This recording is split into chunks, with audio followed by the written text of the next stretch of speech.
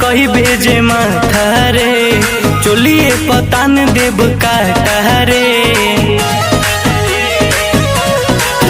हाँ ढेर साना कही भेजे माथा रे, चोलिए पतान देव काटा रे। जबले नचबे तबले बचबे हिलाऊ कमर लगाता।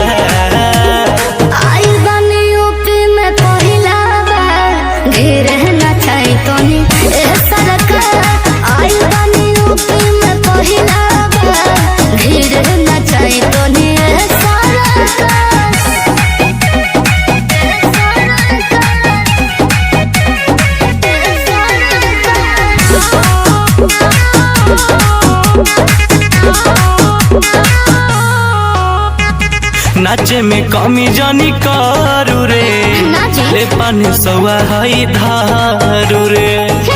इतना से काम थोड़े चली। अरे छपरा हो बकसर से बच के होइनी हो। अरे बुक के साथ हो गलती कोइनी हो। तोरे पीछे पागल आइल बारे, सुन सुगनिया बिहार। आई बनी यूपी में पहिला बार, धीरे नचाई तोनी ए सरकार।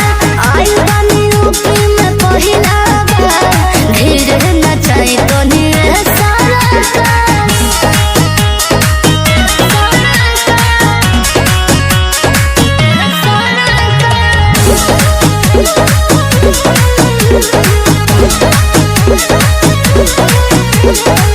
अपन जवानी के गगहरी से पानी पिया देना सगहरी के। अरे रोहन जी बता दे रवा चाहतानी का, ए समियन में हसीना गो हम ही बानी का। रात भर हल चल के लूटे देना लहार।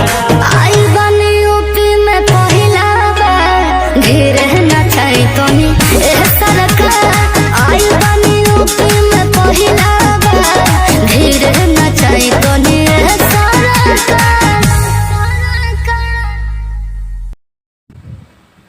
Hello friend, Ajay Anshu dance में आप सभी का स्वागत है। फ्रेंड आप सब कैसे हैं, कैसे नहीं, उम्मीद करते हैं आप सब बहुत ही अच्छे होंगे। फ्रेंड स्वस्थ रहिए, मस्त रहिए, अपने काम में व्यस्त रहिए फ्रेंड, अपने परिवार के साथ। फ्रेंड आप सब भी आशीर्वाद दुआ दीजिए मेरे लिए, कीजिएगा तो मैं भी सभी ठीक रहूँ, आप सब तक अच्छी वीडियो डालती रहूँ।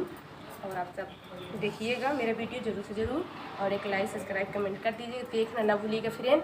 और एक लाइक सब्सक्राइब कमेंट करना ना भूलिएगा, बहुत सारा प्यार दीजिएगा, दुलार दीजिएगा फ्रेंड।